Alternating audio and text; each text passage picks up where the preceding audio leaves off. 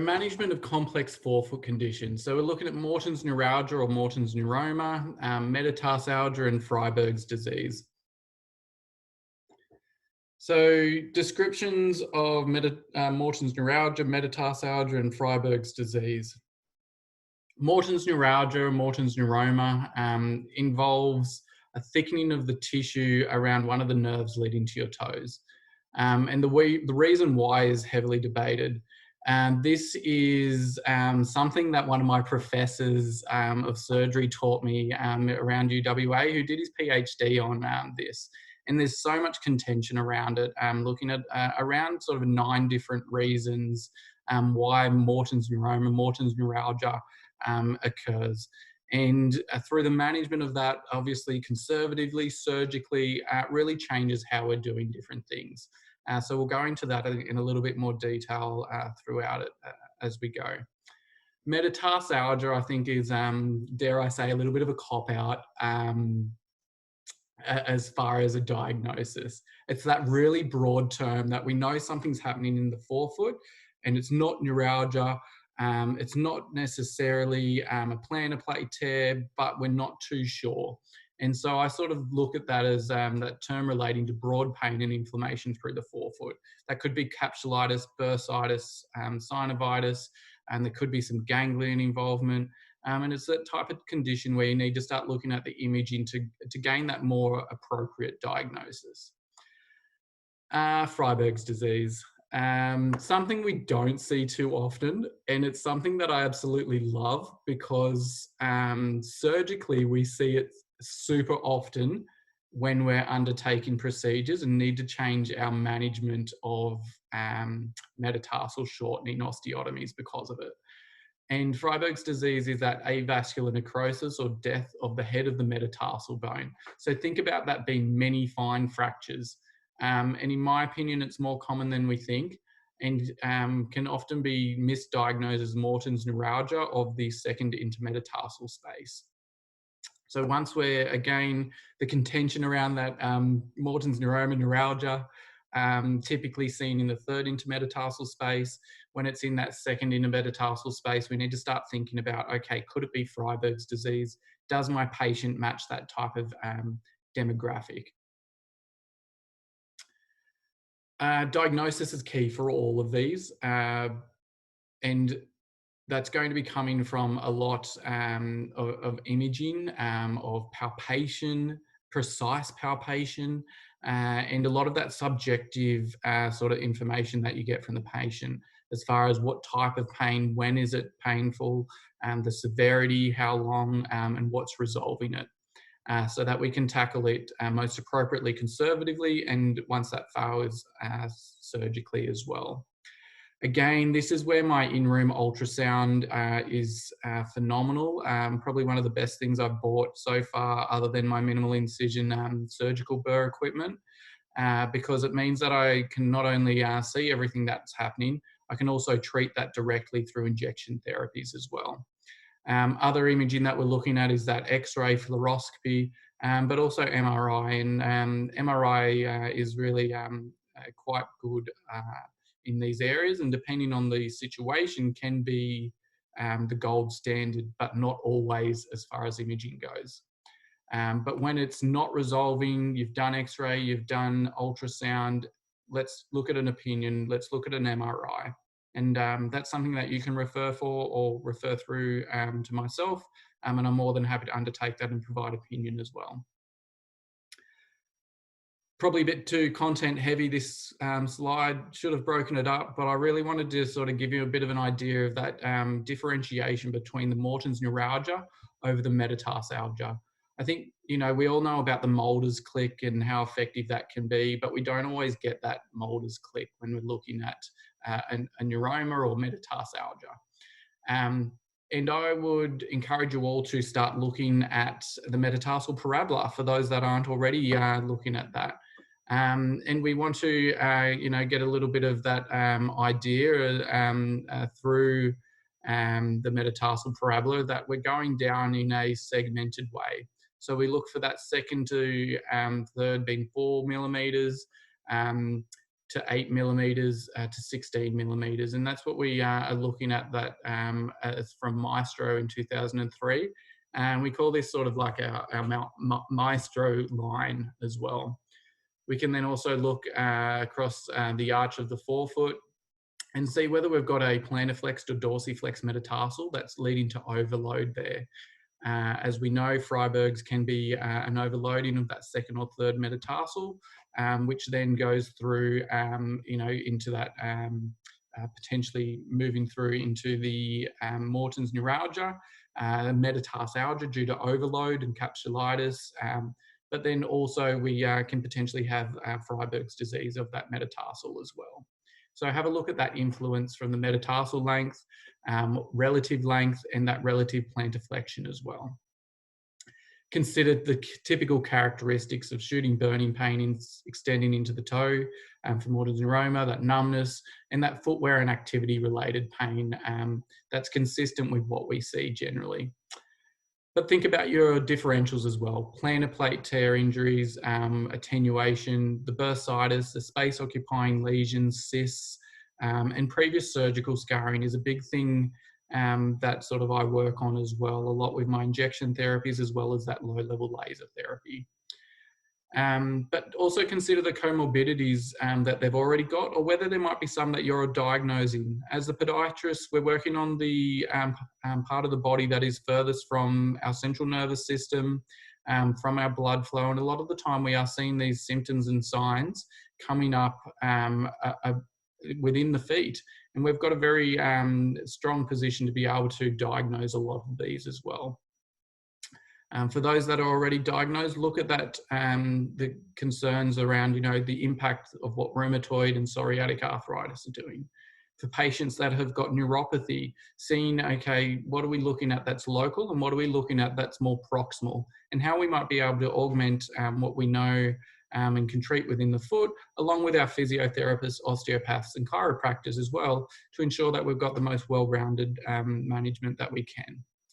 And when unsure, look for another opinion or undertake an MRI to further gauge what we're looking at. But probably like yourselves, a lot of my patients are diagnosed before I look at their feet due to a comprehensive subjective history taking, which is quite critical, as you're aware. Everyone's managing this differently. I've got my own thoughts on how to manage Morton's neuralgia. I've just thrown everything in that I see more commonly around orthotics, offloading, met domes, met bars, all those sort of things, footwear changes, rocker bottoms, non-steroidal anti-inflammatories. I do a lot of hydrodilation injections. We can undertake steroid injections under ultrasound. And a lot of radiologists are undertaking ethanol ablation and radiofrequency ablation. From a surgical point of view, I've seen too many patients that have got a significantly scarred adhesive mass where their neuroma used to be, that I'm then taking off. And basically think of an octopus with about 20 legs, and I end up taking out a neuroma that's about that size and about a 10-cent piece, in diameter as well, the whole way around. They're quite difficult. And so, if it works, great. But yeah, it's not something that I'm as interested in with that ethanol ablation or radiofrequency ablation. And again, I'm sure that will depend on the operator who's undertaking those as well, as far as success-wise. Again, looking at that broad biomechanical correction, we don't want to just be fixing the forefoot. We want to fix the rear foot, the knees, hips, back, and really work towards ensuring that patient is holistically cared for. I've mentioned it a few times, so I won't harp on about it, but that reassurance and patient education is important. There's so many conservative things that we can do for these type of conditions. And so when those conservative options fail, that's when we can start looking at that referral option, so that we can see, okay, what's available, what sort of opinion or options can we gain, and whether they're worth undertaking to resolve that patient's pain. If they're managing pain well, then great. If we can put something into place that's going to be potentially curative, then that's something that I'm definitely going to be having a chat to the patient about, so that we can get that informed decision as to whether they want to proceed or not. Photos wise first, because they're fantastic. This is one of our little neuromas here that's been taken out, and we can get a bit of an idea of just how long for one and how wide that is. Yes, there is a little bit of adipose tissue around that, but there's really not too much there that's not neural in nature. And so this is the proximal aspect of the neuroma, as we're then going to our digital nerves where they're coming off, and going to our medial and lateral aspect of the toes. That gives you a bit of an idea of what we take out when we undertake a neurectomy. And typically a neurectomy is undertaken through a dorsal approach, although we need to go all the way through to the plantar aspect to get that nerve. And the concern with undertaking a plantar approach is the scarring in that post-operative phase, which we want to try and resolve or reduce the actual potential of that occurring.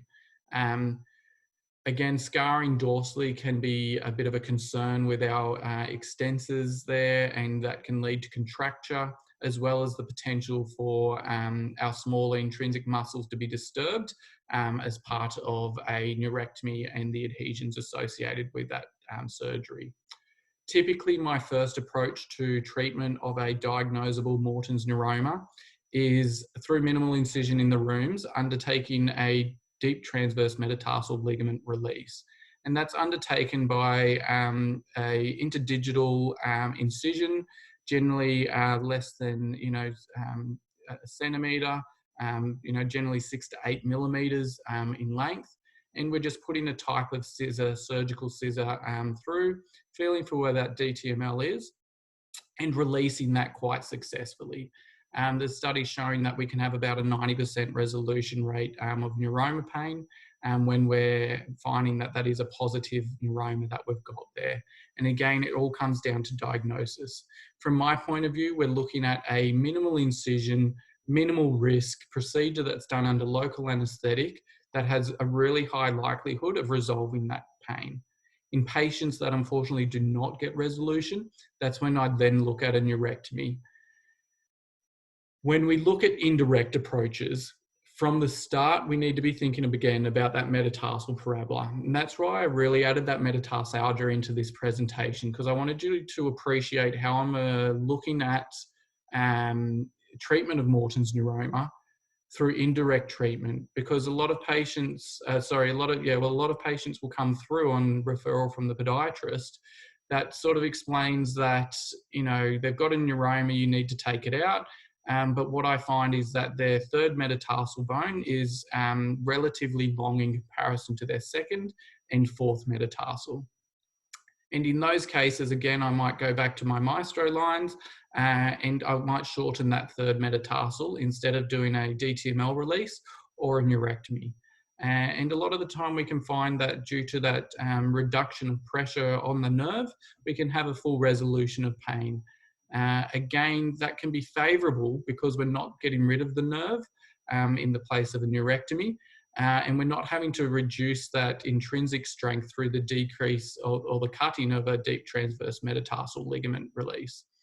So through shortening the metatarsal, we're keeping our sensation, we're keeping our intrinsic strength, particularly through appropriate rehabilitation, but we're also resolving our pain quite effectively. And so it's sort of a win all round in patients that are potentially getting their pain due to that, what I'd call more of a true metatarsalgia due to relative metatarsal length concerns. When we look at metatarsalgia and our conservative management, it really depends on the diagnosis or the inflamed structures that we're looking at. Whether that's the plantar plate, the capsulitis, the bursitis, or related rheumatoid and psoriatic arthritis concerns. Again, looking at the footwear and orthotics, our anti-inflammatories, I use a lot of low-level laser therapy for this, which I'll touch on further. The steroid injections, particularly when there's a structure identifiable that's of concern, and keeping in mind that we don't want to cause any tears when undertaking that. And again, looking at that more broad approach of the biomechanical aspects attributed to their concerns. And again, reassurance and patient education. So when to refer these type of concerns for surgery, I think we've sort of had a bit of enough chat about that. So, you know, ensuring that we create an informed decision and exhaust all our conservative. If conservative is not exhausted, I may provide a few recommendations. And I really encourage you to get in contact with me via email or phone and have a bit of a chat about your patient. See what we can brainstorm together, because I'd rather you be able to manage that patient within your clinics so that we can both have the best outcome for your patient that we can. Again, looking at metatarsalgia and surgical management, if this is related to an extended metatarsal, then we're looking at that metatarsal shortening osteotomy, such as a Weil osteotomy, which is basically an oblique cut through the metatarsal, which will then allow that metatarsal head to slide back under the metatarsal shaft, and then we fix that in place. At times, we can do a floating osteotomy and put a patient into a post-operative shoe, such as a Darko. When this type of concern is unable to be undertaken or reduced with a Weil osteotomy, we may do an arthroplasty, which is that excision of the metatarsal head. And that's more likely undertaken in patients, or most commonly, with significant degenerative changes of their forefoot, such as those with rheumatoid arthritis. In those cases, we'll generally have to undertake a first metatarsophalangeal joint fusion or arthrodesis, so that we can have that stable medial push off through that first ray. Again, at that same time, a lot of we're really looking at correcting that digital or toe clawing, hammer toeing, so that we can ensure that we're in a really strong position to move forward without any further concerns or the need to undertake further surgery. As I mentioned, Frieberg's is an area or condition that I really, really enjoy. And I said again that we see a lot of it intraoperatively that's been misdiagnosed or missed, or it may be early stage. So look at this in particular when we have non-relieving pain, usually treated or diagnosed as a interspace neuralgia or Morton's neuralgia. Have it there as a differential, definitely. What we can see on x-rays potentially is the flattening of the metatarsal head, and I'll show you a few of those in a second. But longer term, we see that gross degeneration and arthrosis of the second or third metatarsal head and metatarsophalangeal joint. MRI is really the gold standard for this diagnosis, and I really, encourage you to look at referring for MRI or referring for that opinion if you do think it's appropriate, so that we can manage this. When we look at our options here, we can see just quickly a few of those stages that we're looking at, and it's really, quite subtle what we're seeing initially, right down to that stage 5 where we've got gross flattening and degeneration of that metatarsal head.